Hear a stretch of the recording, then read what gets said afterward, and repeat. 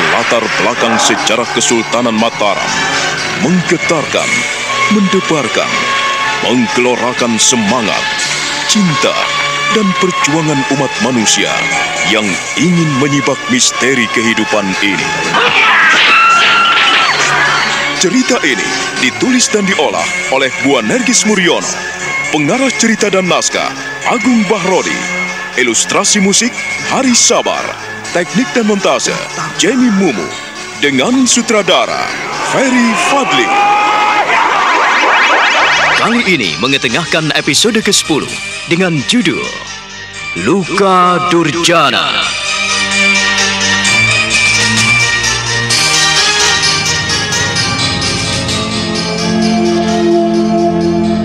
Di ujung malam itu, Aji Sukmo semakin tenggelam dalam alam darana, alam kesunyian, alam keheningan batin yang paling dalam.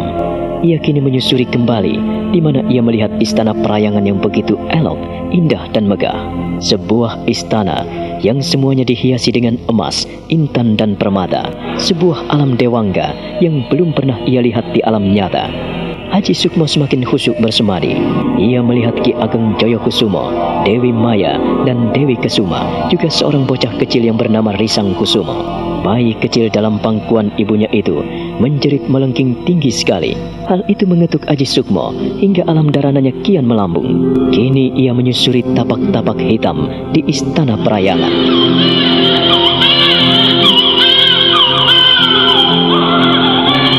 Tangis bocah kecil ini adalah bukti kemuliaan yang nyata di dunia manusia dan dunia batin.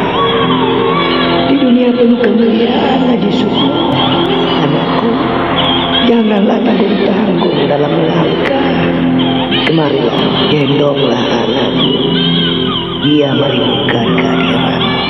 Lihatlah, kedua tangannya menggapai daun, kedua kakinya melonjak-lonjak karena mencium kehadiran. Anakku, hampirlah, gendong dan timbanglah putramu. Anak saya, Kanjeng Rama. Anak saya. Kemarilah, Ger, anakku. Jangan ragu-ragu. Jangan ragu-ragu dalam langkah. Ia merindukanmu. Aji Sukmo, anakku. Mengapa kau termangu, Ger? Kenapa? Setiap kali melangkah, janganlah kau awali dengan ketermanguan, keraguan, atau ketidaktahuan. Memulai segala sesuatu harus dengan kepastian, Ger. Kalau Ramamu, anak dan istrimu, kau biarkan melihat langkahmu yang ragu, maka mereka akan sedih, jiwanya akan menderita. Risang Kusumo. Risang Kusumo. Kakak Sukmo, kemarilah kakak. Risang Kusumo mengharapkan kehadiranmu. Ia rindu sekali kepadamu. Kemarilah kakak. Ia meronta-ronta, merindukanmu. Risang Kusumo, anakku. Risang Kusumo. Anakku. Kakak Sukmo, siapapun yang membawanya, siapapun yang menerima kehadirannya, ia akan mendapatkan kemuliaan. Nama indah pemberian Eyang. Dia buah hati kita, kakak. Risang Kusumo, anakku. Dia akan memberikan keharuman di saat malam minggu hitam. Ia akan memberikan pegangan di saat bumi berguncang. Tidak ada satu orang pun yang mampu meredakan amarahnya apabila bocah ini kelak murka. Tetapi ia akan menjadi sahabat yang baik apabila dihargai dan dihormati kehadirannya. Kau harus tahu, Ger, cucuku adalah kembar, adalah bunga dari segala bunga.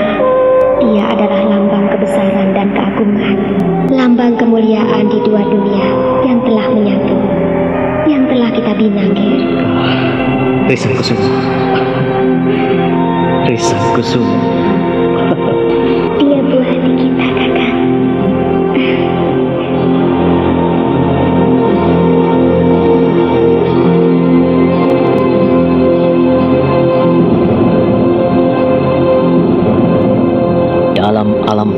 itu, Haji Sukmo mencoba mengikuti aliran Dharana yang terus menggiringnya untuk menerima dan memahami dunia lain dari dunia kasunyatan. Sementara Doran yang tertidur di sampingnya telah mendengkur panjang, sedangkan Wulan, Raden Mas Rangsang, Barat Tigo, Alap-Alap, Bau Rekso, dan kawan-kawan yang lain nampak gelisah sekali. Wulan dan Raden Mas Rangsang tidak bisa memicingkan mata semenjak mereka berpisah dengan Aji Sukmo dan Doran. Mereka telah sampai di Ponorogo, di kediaman Patih Geni Ronggo.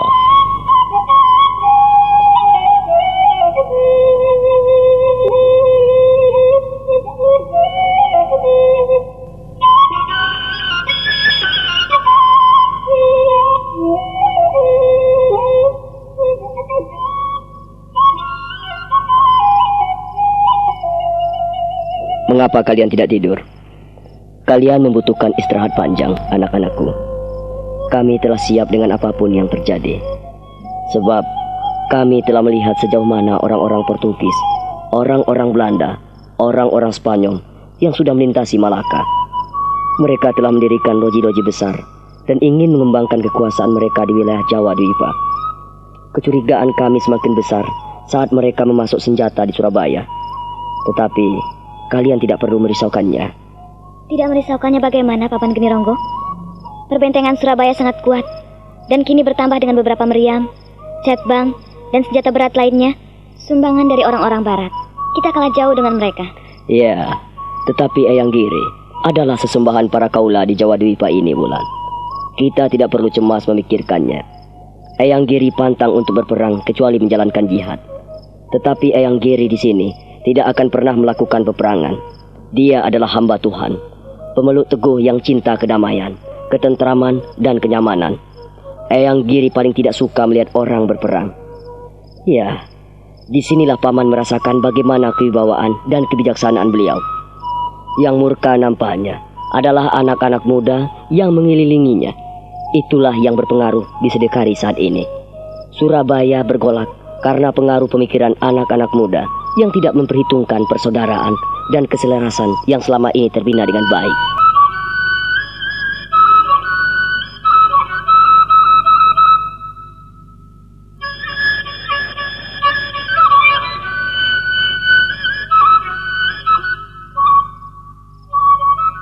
Lalu, bagaimana dengan senjata-senjata yang telah kami rampas dari Gresik, Tuban, dan dari Surabaya, Eyang Geni Ronggo? Tentu saja untuk perbekalan kita, untuk pagar kita, Kanjeng Pangeran. Sekalipun Kanjeng Pangeran baru melangkah di dalam dunia keprajuritan, tetapi setidak-tidaknya inilah yang dinamakan pagar negara. Pagar negara bagi sebuah kerajaan yang kita junjung tinggi adalah bagaimana kita memiliki prajurit-prajurit yang tangguh. Prajurit-prajurit yang tangguh tentu perlu memiliki bekal, memiliki pegangan, yaitu senjata. Kita memiliki prajurit pemanah, penombak, penembak, dan penjaring. Kini kita memiliki banyak meriam, banyak bedil, dan cetbang. Kita bisa menciptakan keimbangan supaya kita tidak diremehkan oleh pemuda-pemuda Surabaya. Eyang Geni Ronggo. Iya, hamba Kanjeng Pangeran. Bukankah apa yang kita lakukan bisa menimbulkan permusuhan, Eyang? Kita bisa menimbulkan perselisihan antara Surabaya dan Mataram. Tentu, kalau gerakan yang dipimpin Kanjeng Pangeran Mangkubumi diketahui oleh orang-orang Surabaya, maka kita akan menjadi musuh bebuyutan. Tapi kami percaya apa yang dilakukan beliau tepat sekali. Saya sendiri juga kagum, Paman Geni Ronggo. Surabaya kini memiliki kekuatan yang luar biasa. Saya tidak menduga, dan kehadiran orang-orang Belanda, orang Portugis, orang Cina, orang India, Gujarat, Campa mendukung kemajuan pantai timur Jawa Dwipa. Kalau mau imbang, kita harus memiliki armada yang kuat. Mataram tidak mungkin mengembangkan wilayahnya ke pantai timur ini selama Eyang Giri ada, anakku. Untuk itu, saat ini Paman kira sudah cukuplah bila Mataram menguasai lautan Banten, Jepara, Juwana, Lasem. Iya, kita tidak bisa memaksakan diri. Kalau terlalu memaksakan diri dan mengembangkan wilayah ke timur, artinya kita dianggap serakah dan kita bisa memancing kerusuhan. Dan misi kita yang selama ini kita jalankan, bukankah ini suatu awal perselisihan, Paman Geni Ronggo? Semuanya itu tergantung, Nimas Wulan. Tergantung. Peperangan seringkali tidak bisa dikendalikan dan dihindari jikalau terpaksa. Sebab peperangan apabila kita lihat secara positif merupakan jalan terakhir untuk menyelesaikan suatu persoalan. Walaupun di dalam peperangan itu sendiri akan menimbulkan bencana yang luar biasa. Paman Geni Ronggo, saya melihat ada ketimpangan yang harus kita luruskan. Iya, kita di awal bencana. Tunggu dulu, tunggu. Apa yang perlu diluruskan dan apa yang dianggap sebagai awal bencana? Kita telah menyelamatkan Mataram dari ancaman Surabaya dengan mengambil alih senjata milik orang-orang asing menjadi perbekalan bala tentara kita. Sementara di Surabaya pasti akan timbul kericuhan. Awal bencana adalah bila orang-orang Surabaya tidak terima dengan tindakan kita. Nimas Wulan dan Kanjeng Pangeran harus ingat, tidak gampang bagi orang-orang Surabaya melacak gerakan rahasia kita. Seperti pakaian yang kita kenakan saat di sana, semuanya memakai penutup wajah hitam, kain serba hitam. Apakah kita tidak menyulut kerusuhan, Eyang? Mungkin saat ini kalian harus tahu bahwa di setiap wilayah kekuasaan Surabaya ada orang-orang kita. Maksud Paman? Kita menempatkan telik sandi utama di setiap wilayah kekuasaan Surabaya, hingga kita bisa memantau sejauh mana langkah Surabaya menghadapi kehadiran Mataram yang makin berkibar. Paman? Karena itulah kami tahu keberadaan orang-orang Belanda di sana. Misalnya, Randu Watang ditugaskan Kanjeng Sinuwun di Kadipaten Tuban, Gugut dan Bacut di Surabaya, Istana Sedekari, Kuring di Pasuruan, Tajuk di Gresik, Temon di Probolinggo, dan Brani di Malang. Apakah itu adil, Paman? Lalu, bagaimana dengan ikrar kesatria kita? Seperti jika kita membangun rumah, yang kita bangun adalah dasarnya dulu, anak-anakku. Jika landasan rumah kita buat kokoh, maka rumah kita tahan dari angin dan badai. Tapi bagaimana jika landasan rumah kita di atas pasir? Bukankah jika ada angin ribut akan kabur dan hancur? Dunia kita jahat sekali. Kita makin tenggelam dalam kubangan, Paman. Saya berjanji untuk keluar dari kubangan itu.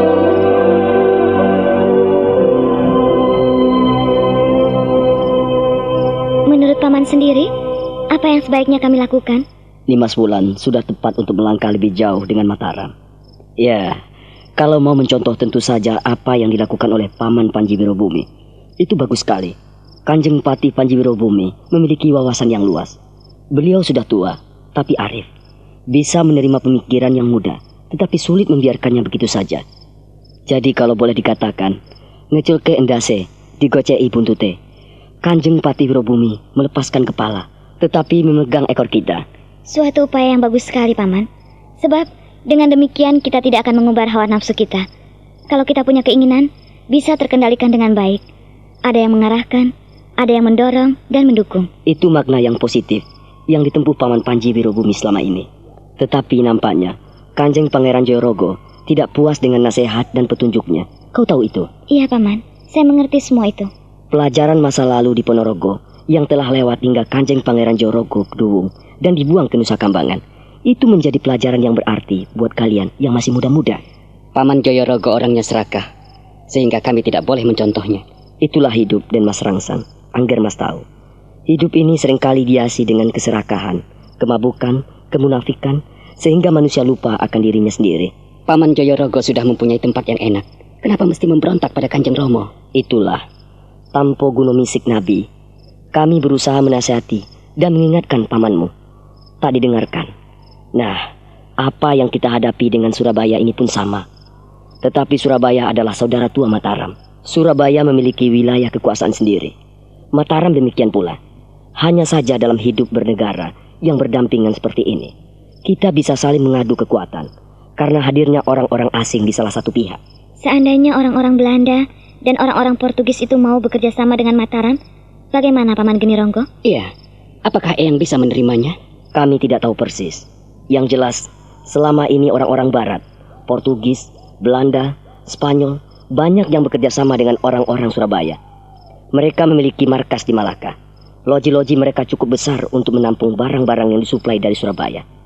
Ya, Mataram sendiri selama ini juga menjalin kerjasama dengan baik. Namun, akan tetap jadi ganjalan, sebab ada berbagai masalah. Apa yang Paman maksudkan? Tentu saja sehubungan dengan perampokan kapal Tuan Laksamana Jacob van Hasker oleh orang-orang Demak Bintoro yang mengatasnamakan Mataram. Inilah yang membuat Mataram menjadi buruk di mata mereka, sehingga orang-orang asing sungkan untuk singgah di wilayah Mataram. Sekalipun Semarang, Banten, Jepara adalah bandar beras yang terbesar di Nusantara ini. Sudahlah, yang penting kita bisa menghalangi dan mencegah adanya peperangan besar. kita bisa mengurangi kekuatan Surabaya dengan perampasan secara rahasia yang kita lakukan selama ini. Jadi kita tidak perlu pusing. Kita tinggal menyusun strategi bagaimana baiknya agar tidak terjadi perselisihan. Hari hampir pagi, kalian belum istirahat.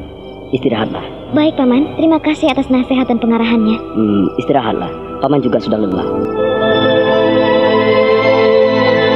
Geni Ronggo kemudian meninggalkan anak-anak muda itu. Namun Wulan dan Raden Mas Rangsang tidak bisa memicingkan mata sebab mereka memikirkan Aji Sukmo dan Doran. Di fajar yang dini, saat sang surya merekah, Aji Sukmo siuman dari semadinya. Ada desir-desir gaib menyelimuti mata batinnya.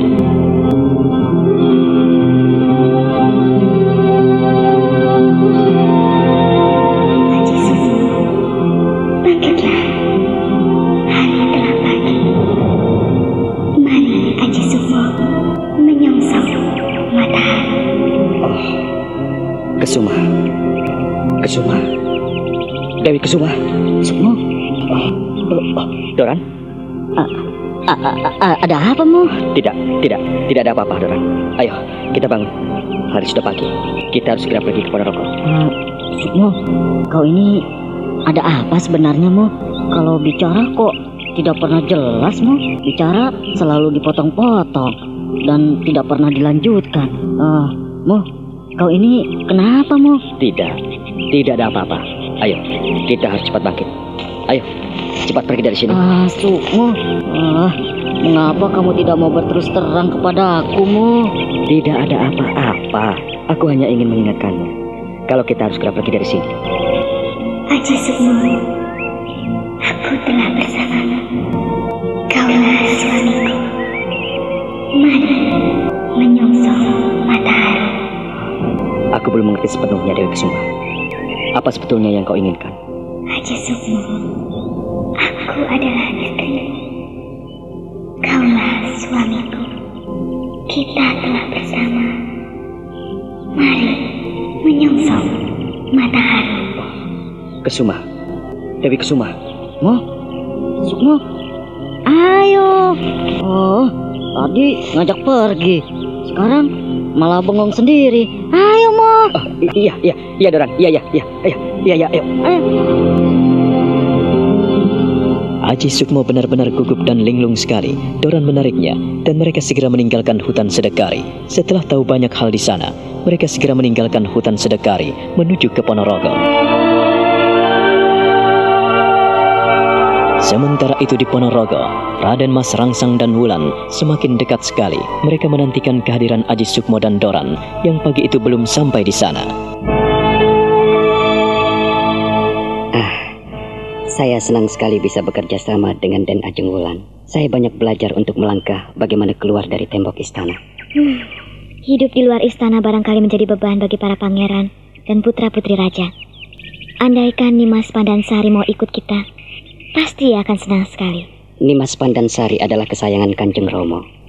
Tidak mungkin bersama-sama kita di sini, Den Ajeng. Saya lihat Kanjeng Pangeran juga menjadi kesayangan Kanjeng Sinuwun. Apakah Kanjeng Pangeran tidak menyadari hal itu? Atau Kanjeng Pangeran tidak mengerti?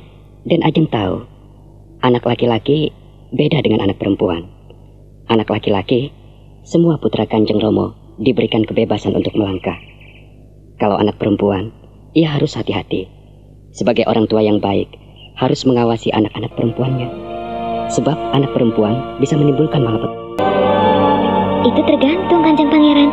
Wulan juga perempuan. Den Ajeng lain. Den Ajeng memiliki keistimewaan. Den Ajeng mampu menjaga diri dan memiliki kepekaan yang luar biasa. Bukankah Nimas Pandansari juga sudah mendapatkan pelajaran yang sama? Tidak, hal itu tidak bisa disamakan dengan Den Ajeng. Den Ajeng memiliki ketangguhan, memiliki kelebihan dari perempuan-perempuan yang lain. Lebih-lebih dengan Nimas Pandansari. Tidak bisa dibandingkan. Jauh seperti bumi dan langit. Den Ajeng sudah matang, sedangkan Nimas Pandansari masihlah mentah. Dan ia belum mengetahui banyak tentang kehidupan ini. Mengapa Kanjeng Pangeran bilang seperti itu? Den Ajeng tahu sendiri bagaimana hidup di dalam keraton dan di luar keraton, bukan? Hidup di luar keraton memiliki banyak peluang dan kebebasan untuk menentukan langkah-langkah kehidupan. Sedangkan hidup di dalam keraton, orang seperti Nimas Pandansari harus menjalani pingitan. Apa? Pingitan? Aku tidak bohong kepadamu, Den Ajeng. Kau tahu sendiri, Selama kita berlatih bersama-sama di Palagan Kesatrian maupun di balik tembok keraton, apakah Den Ajeng tidak mengerti kalau Nimas Pandansari selalu diminta tinggal di Istana Kaputren? Dia tidak boleh meninggalkan keraton. Terus terang, aku baru menyadari hal itu. Kanjeng Pangeran tentu paham dengan pemikiran saya. Kanjeng Pangeran tahu, saya ini perempuan jalanan yang suka mengembara dan tidak pernah berpikir tentang masalah itu. Ya, aku mengerti Den Ajeng. Tetapi setidak-tidaknya, kalau Den Ajeng mau merintis bagaimana agar Nimas Pandansari bisa keluar dari keraton, itu merupakan langkah besar dan lompatan panjang. Saya mencobanya, Kanjeng Pangeran. Walaupun itu suatu hal yang mustahil, Den Ajeng bisa mencobanya.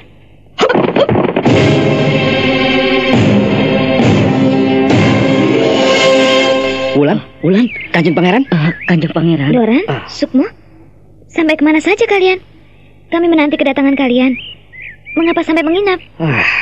Kalian tidak tahu kalau kami mencemaskan keselamatan kalian. Ada sesuatu yang ingin kusampaikan pada kalian. Sukmo? Di mana Paman Geni Ronggo? Di dalam? Ada sesuatu yang ingin kusampaikan pada beliau. Nampaknya gawat sekali, Kang Mas Sukmo. Benar, Kanjeng Pangeran. Kita harus segera kembali ke Mataram. Kalau tidak ingin celaka. Justru itulah kami mencemaskan Kang Mas Sukmo dan Doran. Kami memikirkan bagaimana kalian berdua ada di Sedekari. Bagaimana keadaan di sana, Sukmo? Aku ingin menyampaikan hal ini pada seluruh sesepuh Ponorogo. Bagaimanapun juga, kita harus menyampaikan hal ini. Oh ya, lalu bagaimana berita dari Paman Mangkubumi? Eyang ada di wisma pribadi Eyang Patih Panji Wirobumi. Kalau begitu, kita harus ke sana. Sukmo, kau harus memberitahukan masalah itu kepada kami dulu, agar kami juga siap. Seorang mata-mata Mataram tewas di tangan Pangeran Pekik.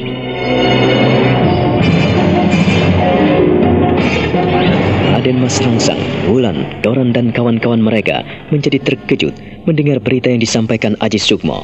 Raden Mas Rangsang matanya menyala. Pemuda itu nampak marah sekali.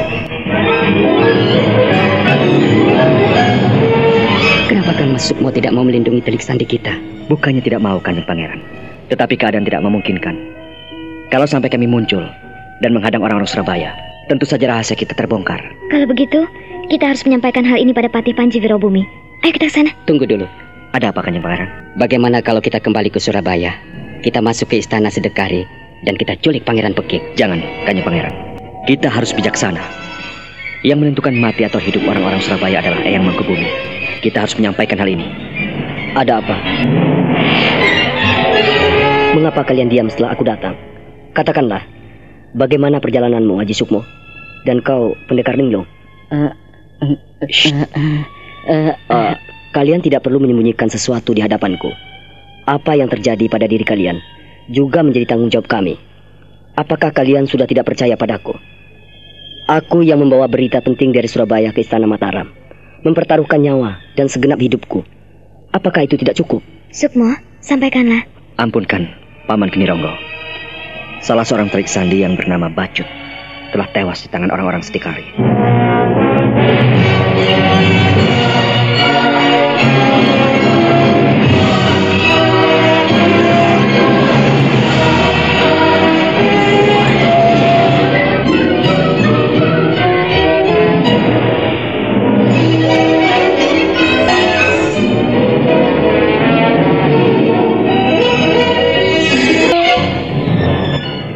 Beberapa saat lamanya, Tih Geni Ronggo memperhatikan para pemuda Mataram itu.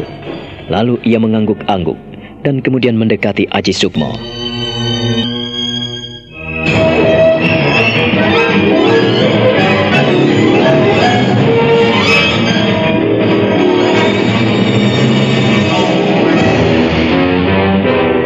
Sungguh tidak bijaksana apabila kita tidak memberitahukan hal ini pada Paman Panji Wirobumi.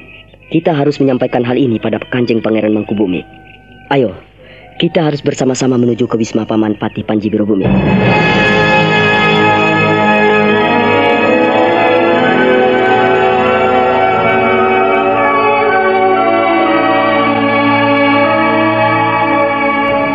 Jadi, Bacut telah tewas di tangan orang-orang Surabaya. Demikianlah, Kanjeng Pangeran. Hamba tidak bisa berbuat apa-apa. Sebab suasana di sana tidak memungkinkan untuk membela Bacut.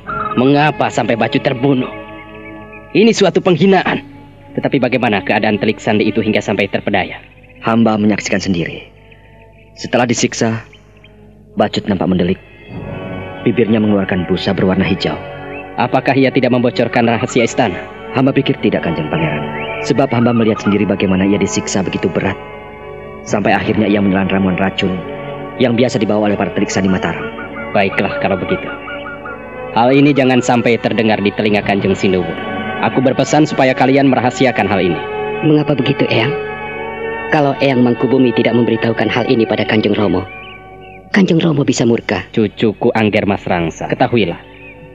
Kalau sampai diketahui Bacut mati di tangan orang-orang Surabaya, akibatnya bisa parah. Kenapa begitu, Eyang? Kau tahu sendiri, Kanjeng Ramamu bukanlah orang penyabar. Kalau melihat orang-orangnya dihina, ia bisa murka. Dan lebih murka lagi jika mengerahkan bala tentara Mataram untuk menyerbu ke Surabaya. Ini yang lebih fatal lagi. Jagalah keselamatan kalian. Dan terlebih dari itu, kita harus memikirkan seluruh rakyat Mataram, juga rakyat Surabaya yang tidak berdosa. Tapi Eyang, apakah itu adil? Bukankah kita telah mengetahui kenyataan ada seorang telik sandi Mataram yang tewas di tangan orang-orang Surabaya? Cucuku Angger Mas Rangsa, disinilah letak bermanfaatnya kehadiranmu. Kadang-kadang kita harus menyampaikan sesuatu yang lain dari apa yang terjadi. Jangan salah sangka jika Eyang ini mengajarimu berbohong. Tidak, Angger. Menutupi seorang yang celaka lebih berarti daripada mengorbankan seluruh rakyat Mataram. Pikirkanlah itu baik-baik. Seorang telik sandi memang sudah mendapat tugas serta kewajiban seperti itu. Apabila ia berhasil membawa pulang dengan selamat, artinya ia mendapat hadiah. Dan kalau ia ketahuan, nyawa mereka yang menjadi tebusannya. Untuk itulah, mereka rela disiksa dan rela menelan ramuan racun untuk bunuh diri. Semua itu sudah ditebus dengan harga yang mahal. Sebab mereka mendapatkan jaminan dari istana. Ampunkan hamba, Eyang. Hamba hanya ingin tahu mengapa orang yang dibunuh semena-mena seperti itu tidak kita bela. Siapa yang tidak merasakan pahitnya dan pedihnya dicabuti kuku-kukunya? Ini suatu penghinaan, Eyang. Anak Mas Rangsang cucuku, kau akan semakin mengerti. Kau akan semakin memahami bagaimana kehidupan di lapangan sebagai seorang prajurit. Kau pun saat ini sebagai seorang telik sandi. Ketahuilah itu. Kita boleh mengacau di loji-loji kompeni, tetapi kita dilarang membunuh kecuali terpaksa. Ketahuilah itu. Dan kita tidak boleh membela para telik sandi yang terbunuh dengan semena-mena, Eyang. Angger Mas Rangsang cucu. Membela kebenaran tidak berarti memamerkan kekuatan dan meluapkan nafsu amarah. Peperangan terjadi hanya karena terdesak oleh keadaan. Peperangan terjadi hanya untuk meluruskan keadilan dan ketidakbenaran, juga untuk menegakkan kekuasaan. Bukan sekedar unjuk kekuatan. Kita harus mencegah peperangan. Sejauh mana kita mampu mencegahnya, tapi kita tidak boleh memancing kericuhan. Kita merampas persenjataan di loji-loji Belanda. Hal itu karena Surabaya sudah menjadi ancaman Mataram. Kita berada di pihak yang benar. Kita harus menyiram api dengan air sebelum kobaran api itu menyala-nyala dan membakar segala-galanya. Ya, mungkin kalian akan mengerti mengapa Mangkubumi minta pada kalian semua merahasiakan peristiwa pembunuhan Bacut, seorang telik sandi Mataram yang gagal menjalankan tugas dan kewajibannya. Tetapi langit dan bumi telah menerimanya. Kepergian Bacut dengan bersimpah darah adalah sebagai pahlawan. Apakah kalian mengerti?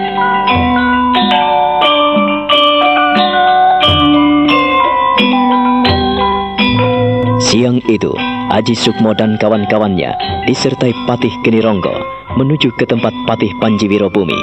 Setelah sampai di sana, ia sampaikan semua yang dilihatnya di Istana Sedekari tanpa terkecuali.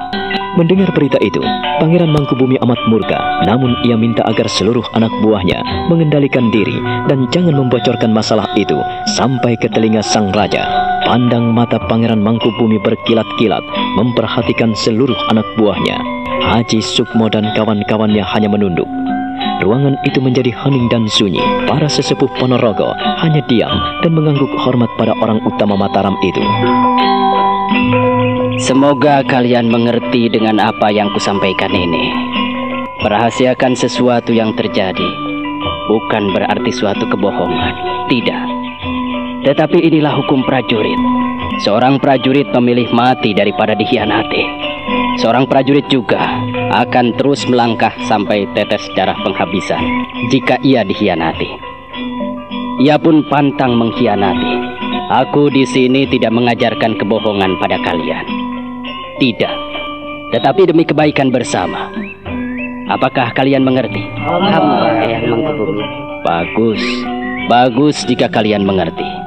Lalu bagaimana cucuku Angger Mas Rangsang? Hamba mencoba mengerti Eyang Mangkubumi. Kau memang perlu untuk mencoba dan memahami masalah-masalah seperti ini, Angger cucuku. Untuk itulah Kanjeng Ramamu menyertakan dirimu dalam operasi rahasia ini. Peganglah kata-kata Eyang. Dan kau akan menjadi prajurit yang baik. Prajurit yang baik akan mematuhi seluruh perintah atasannya. Hitam dikatakan hitam, dan putih dikatakan putih.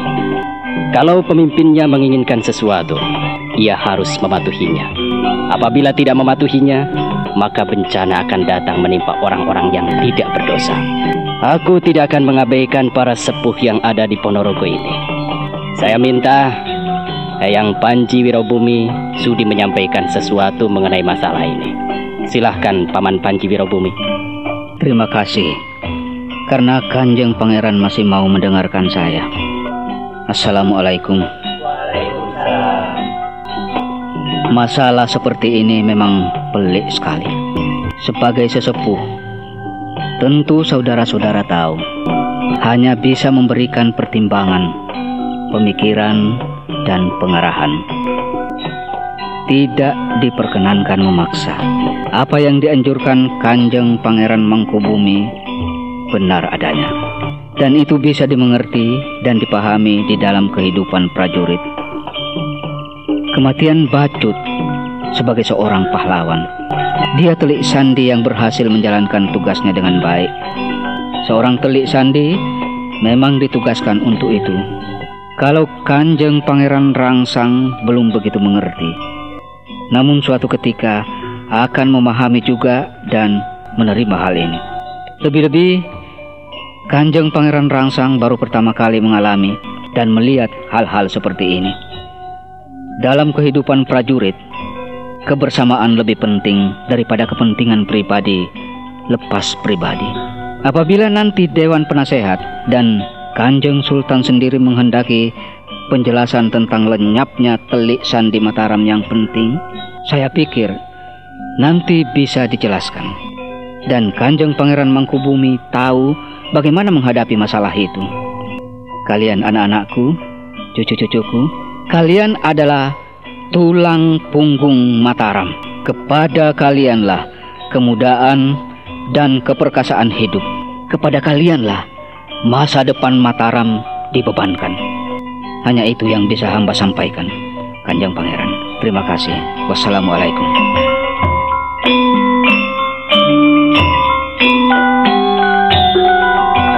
Terima kasih Eyang Panji Wirobumi. Saya senang sekali Eyang Panji Wirobumi mau memberikan pengertian dan penjelasan pada cucu-cucuku yang baru pertama kali mengikuti dinas rahasia ini. Semoga bisa menjadi bekal. Sebentar lagi kita akan kembali ke Mataram. Kita menanti kehadiran Tumenggung Martoloyo, anak Mas Pringgoloyo, Mandu Rorejo, dan Surotani, dan semua yang bertugas di tempat masing-masing. Semoga malam nanti semua bisa berkumpul di sini. Lalu kita segera kembali di Mataram. Ada berita yang cukup memprihatinkan saya. Berita apakah itu, Kanjeng Pangeran? Ada beberapa orang yang tewas dalam operasi rahasia ini. Lalu siapa yang bertanggung jawab dalam masalah itu, Kanjeng Pangeran? Kesalahan anak buahku adalah kesalahanku, karena aku yang memimpin operasi ini. Maka akulah yang bertanggung jawab. Jika nanti ada keributan, akulah yang akan menghadapinya. Kami akan turut mendukung. Kami juga turut menanggung akibat dari apa yang kita laksanakan selama ini, Kanjeng Pangeran. Benar, Kanjeng Pangeran. Kami bersedia dihukum. Kami bersedia menanggung akibat dari operasi rahasia ini. Kami bersedia menanggungnya, Kanjeng Pangeran. Bagus. Kuucapkan banyak terima kasih atas kesediaan saudara-saudara untuk menanggung masalah ini. Baiklah. Saudara-saudara bisa istirahat, dan saya mengucapkan banyak terima kasih atas laporan anak Mas Aji Sukmo.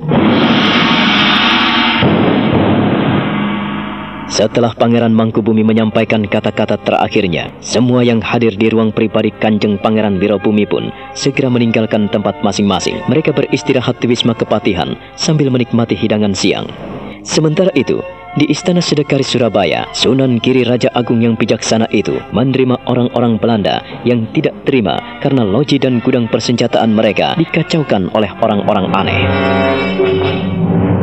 Kita orang tidak terima dengan apa yang terjadi beberapa waktu yang lalu. Kami dikacau anak buah ada yang mati. Tuanku Raja yang bijaksana. Bagaimana pula ini? Kami mohon kebijaksanaan Tuanku Raja. Apakah Tuanku Raja akan membiarkan orang-orang berkeliaran, main bunuh, main tusuk orang-orang kami? Tuan Richard, sudah saya kemukakan beberapa waktu yang lalu. Kami berusaha menjaga keamanan dan keselamatan tuan-tuan. Tetapi tuan-tuan sendiri pun bilang bahwa tuan-tuanku, para yang mulia, bisa menjaga diri dengan baik dan menawarkan senjata api, bedil, berian, ketpang. Nah, kalau sekarang menghadapi musuh-musuh liar seperti tikus itu, mengapa Tuan menuntut pada kami? Kami kita orang tidak menuntut Tuanku Raja yang bijaksana. Tetapi kami kita orang ini mohon kebijaksanaan Tuanku Raja. Mengapa dalam waktu yang bersamaan kita dirampas, dirampok, bahkan kami dicelakai? Tuanku Raja yang bijaksana, bagaimana pula ini? Betul, Tuanku Raja yang bijaksana. Kami setidak-tidaknya mohon penjelasan mengapa hal ini bisa terjadi dalam waktu yang bersamaan. Begitu pintar itu orang. Kami sungguh sulit mengerti. Apa pula yang sedang terjadi di sini, Tuanku Raja yang bijaksana? Iya, Tuanku Raja yang bijaksana. Di tempat saya pun terjadi hal yang sama. Perampokan dan perampasan. Hampir mati kalau orang-orang Tuanku Raja tidak melindungi saya. Benar-benar mampus. Mereka itu orang yang bisa melakukan tindakan-tindakan cepat dan seperti hantu. Iya, betul seperti hantu. Saya pun hampir mati dan ada itu kuntilanak kata orang. Itu ada perempuan aneh tertawa-tertawa menghina saya, mengejek saya. Dan telah bedil dia, tetapi itu orang tidak mempan peluru. Para yang mulia yang budiman, saya harap para yang mulia dapat tenang dan mencerna peristiwa apa sebetulnya yang kita hadapi. Yang menghadapi kekacauan bukanlah para yang mulia saja.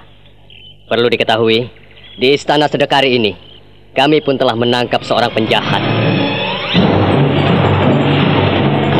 Untuk itu, para yang mulia tidak perlu menuntut kami dan tidak boleh menyalahkan Kanjeng Romo. Ger, tenanglah.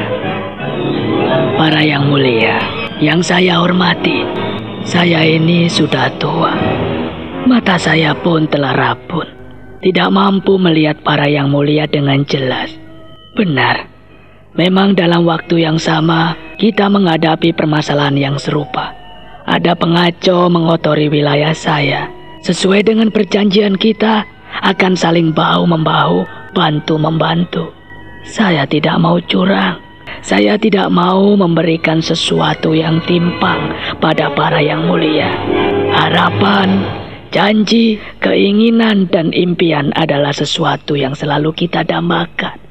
Tetapi, kalau kenyataan berbicara lain, apakah kita mau menolak? Kita tidak bisa menolak dan menuntut takdir.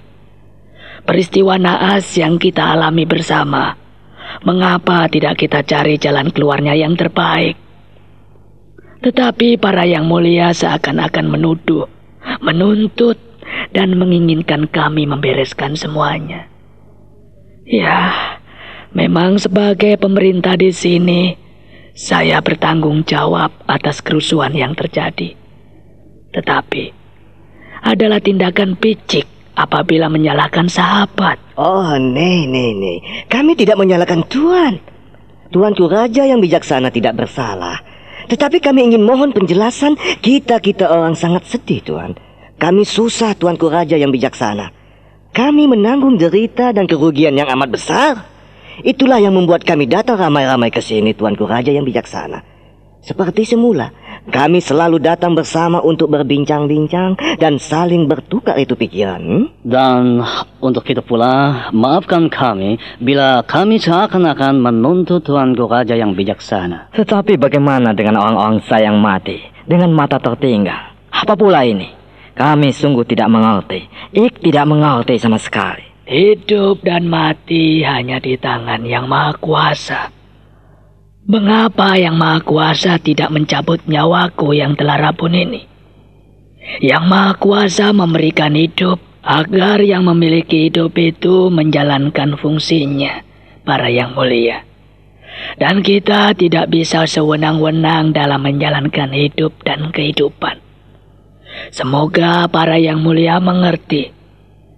Kalau memang para Yang Mulia menuntut ganti rugi, pemerintah Surabaya akan memikirkan.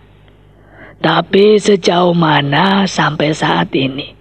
Apakah kerjasama kita saling merugikan? Tidak, bukan? Tidak.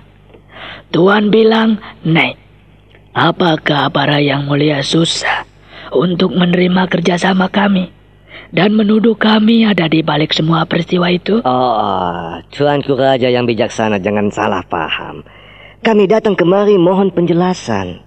Nah, kalau Tuanku Raja terbakar api amarah, bagaimana pula kita bisa selesaikan masalah ini, ya? Perkenankanlah kami orang-orang Belanda mohon penjelasan Tuanku Raja yang bijaksana. Siapa sebetulnya ada di balik kerusuhan ini? Orang-orang Belanda yang ada di Surabaya, di Pasuruan, di Gresik, dan semua yang ada di wilayah Surabaya datang menghadap Sunan Giri yang agung. Sunan Giri yang duduk di singgasana kencana hanya bisa mengangguk-angguk lembut sambil menerawang jauh, sebab kedua matanya sudah rabun.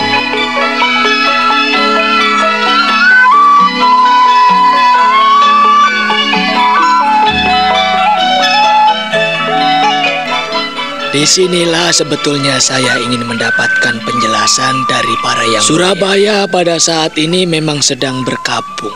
Secara pribadi, saya turut prihatin dan berduka cita atas peristiwa yang terjadi di seluruh loji. Kalau Tuan Dunsen menanyakan siapa yang bertanggung jawab atas kerusuhan yang ada di tempat para Yang Mulia, sayalah yang bertanggung jawab. Pemerintah Surabaya lah yang bertanggung jawab. Maksud saya bukan seperti itu Yang Mulia. Yang saya maksudkan adalah siapa yang ada di balik perampokan dan perampasan di gudang-gudang senjata kami. Itulah yang menjadi pertanyaan kami. Adalah persoalan kami juga. Kami tidak menutup mata. Sebab apapun yang terjadi di sini merupakan tanggung jawab kami semua. Terus terang, saya pun terkejut dengan datangnya pengacau-pengacau. Tuan Raja yang bijaksana, saya paling tidak mengerti mengapa itu orang mau bunuh orang-orang kepercayaan saya. Dan mereka dengan kejam menebas batang leher anak buah saya. 2 anak buah saya menggelinding kepalanya di tanah. Bagaimana pula ini, Tuan Raja? Saya sungguh sulit mengerti, padahal kami sangat membantu. Tuan Raja, disinilah kami susah untuk menerima dan sulit untuk mengerti. Dengan demikian, Tuan Richard mau menuntut kami? Iya, sudah jelas saya katakan bahwa kami bertanggung jawab atas semuanya ini. Tetapi apabila saat ini belum bisa memberikan jawaban yang pasti atas siapa yang ada di balik semuanya ini, kami mohon maaf. Saya berjanji untuk memberikan jawaban dan kepastian. Orang-orang saya sudah saya kerahkan untuk menyelidiki siapa sebetulnya yang ada di balik semua ini. Percayalah. Kanjeng Romo. Silakan, kalau kau ingin bicara, anakku. Persoalan para Yang Mulia adalah persoalan kami juga.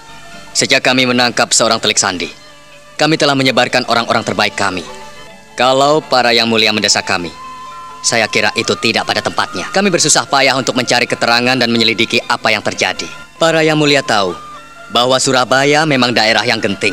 Banyak orang-orang yang berdatangan di sini. Dan kami tidak mudah untuk mendapatkan keterangan secepat itu. Kami pun tahu kalau di loji-loji para Yang Mulia telah kedatangan perampok dan perampas, bahkan pembunuh. Kami berjanji untuk mendapatkan keterangan yang secepatnya dan akan menyampaikan hal ini kepada para Yang Mulia secara resmi. Terima kasih, Kanjeng Romo. Nah, para Yang Mulia yang saya hormati, Tuan Stephen Dunsen, Tuan Paulus, Tuan Richard, Tuan Stephen Hagen, Tuan Wibran, dan para Yang Mulia yang benar-benar saya junjung tinggi kehadirannya di Surabaya ini. Kami akan berusaha. Marilah Kita saling tolong-menolong dan menunjukkan rasa simpati satu dengan yang lain.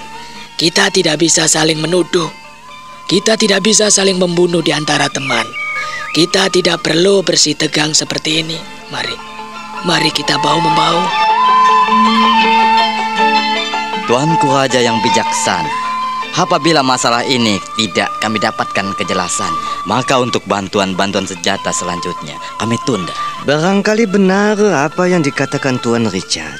Kami belum bisa memberikan bantuan secepatnya, Tuanku Raja, karena gangguan dan halangan yang kami hadapi saat ini. Para yang mulia, sejak saya duduk di Surabaya sebagai raja di sini, sebagai pemimpin, saya tidak pernah minta bantuan pada siapapun juga.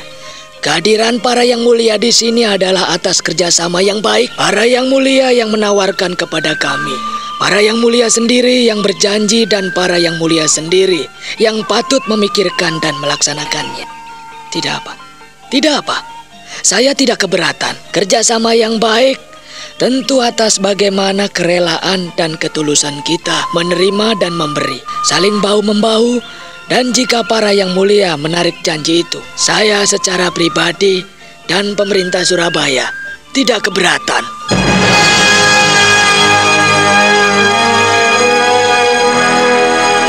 Sunan Giri berusaha bijaksana menghadapi orang-orang asing. Ia merasa kecewa akibat perampokan dan perampasan senjata oleh orang-orang yang tidak mereka kenal. Sunan Giri lalu bangkit dari singgasana kencana dan meninggalkan para tamunya. Hatinya kecewa karena belum bisa memberikan jawaban pasti pada orang-orang Belanda itu. Sementara itu, di kediaman Patih Panji Wirobumi, putra-putra Mataram berkumpul di sana. Nampak Raden Mas Rangsang berjalan mondar-mandir, hatinya resah, dan berkali-kali ia memukulkan tangan kanannya ke tangan kirinya dengan geram. Kanjeng Pangeran nampak resah sekali dan masih sulit menerima apa yang disampaikan Eyang Mangkubumi. Kenapa Kanjeng Pangeran? Seperti kau katakan, Den Ajeng, saya benar-benar sulit menerima apa yang dikatakan Eyang Mangkubumi. Kejujuran adalah yang utama dalam hidup ini, Den Ajeng. Kalau kita menutupi kenyataan dan menghindarinya, bukankah semua ini suatu kebohongan? Tapi Kanjeng Pangeran harus mengerti. Kanjeng Pangeran untuk sementara harus menerima apa yang dipaparkan oleh Eyang Mangkubumi. Tidak, saya masih sulit menerimanya, Den Ajeng. Saya tidak habis mengerti. Masalah Telik Sandi yang mati harus sampai pada Kanjeng Romo. Kalau tidak, beliau pasti marah sekali dan kita sebagai yang muda harus melengkapi yang tua. Kanjeng Pangeran, apakah sudah memikirkan bagaimana pengaruh yang Kanjeng Pangeran sampaikan? Keterangan-keterangan mengenai Telik Sandi yang mati harus kita simpan dalam hati. Jangan sampai masalah ini melebar dan menimbulkan petaka bagi orang-orang yang tidak berdosa. Kanjeng Pangeran tidak pernah melihat bagaimana keganasan perang. Para perempuan dan anak-anak akan menderita. Banyak yang bergelimangan mati. Mereka menanggung orang-orang yang tidak tahu perasaan. Den Ajeng mengerti. Bacut adalah Telik Sandi pilihan. Kalau sampai kematiannya tidak diketahui oleh pihak istana, akibatnya bisa fatal. Kanjeng Pangeran, Telik Sandi diwajibkan dan ditugaskan untuk meliput berita-berita rahasia dari pihak lain yang tidak kita ketahui. Tanggung jawab dari seorang Telik Sandi adalah nyawanya. Jika ia ketahuan sebagai seorang Telik Sandi, bunuh diri adalah jalan satu-satunya yang terbaik. Dan kalau ia mampu menjaga dirinya hingga ia kembali dari tempat tugasnya, maka ia akan memberikan keterangan yang berarti bagi pemerintah kita. Saya mohon Kanjeng Pangeran mengerti. Den Ajeng, saya tahu Kanjeng Pangeran baru pertama kali melihat hal ini. Kadang-kadang kita memang perlu menutup mata dengan kenyataan ini. Seringkali kita harus menutup telinga dengan keterangan-keterangan yang menyakitkan. Kejujuran adalah memang sesuatu yang utama di dalam hidup ini, Kanjeng Pangeran. Tapi tidak selamanya kebenaran itu harus diungkapkan dengan kejujuran. Sebab apabila kita menyampaikannya dengan terus terang, bisa menimbulkan sesuatu yang lebih parah.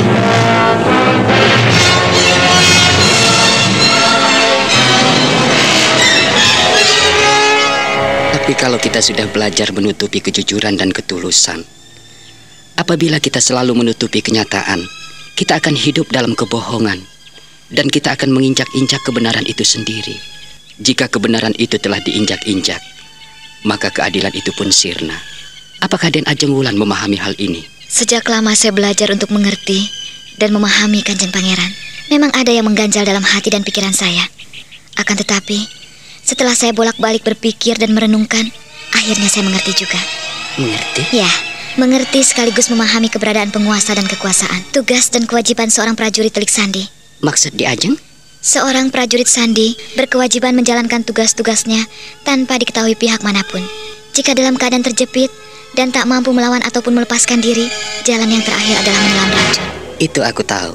Jika Eyang Mangkubumi tak ingin Kanjeng Sinuwun tahu, artinya suatu ketika Kanjeng Sinuwun mengerti karena hilangnya seorang Sandi, artinya Labuh Pati merelakan nyawanya demi bela negara. Dengan demikian, Di Ajeng Wulan setuju dengan kebohongan dan dusta? Kanjeng Pangeran, kita tidak bicara soal bohong dan dusta, bukan? Lalu, mengenai apa Di Ajeng? Hakikat dan keberadaan prajurit Sandi. Kau ternyata tidak sependapat denganku. Itu sah sekali, Kanjeng Pangeran. Bagaimanapun juga, lenyapnya seorang pahlawan harus dikenang dan dihargai. Lebih-lebih kita tahu pasti. Mengapa harus menutup mata dan telinga? Mengapa harus menutupi hati kita dengan tabir hitam? Di manakah letak kebenaran, keadilan, kejujuran dan ketulusan Di Ajeng Wulan? Kanjeng Pangeran.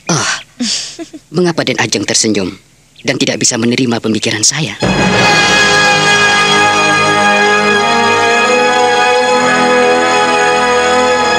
Raden Mas Rangsang tidak mengerti. Ia memandangi Wulan dengan melotot.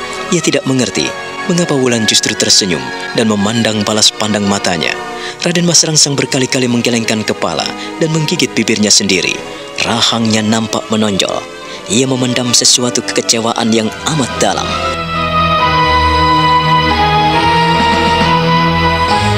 Nah, bagaimana kisah selanjutnya? Saudara pendengar, silakan menunggu seri berikutnya dalam serial Wahyu Astabrata ini. Sampai jumpa.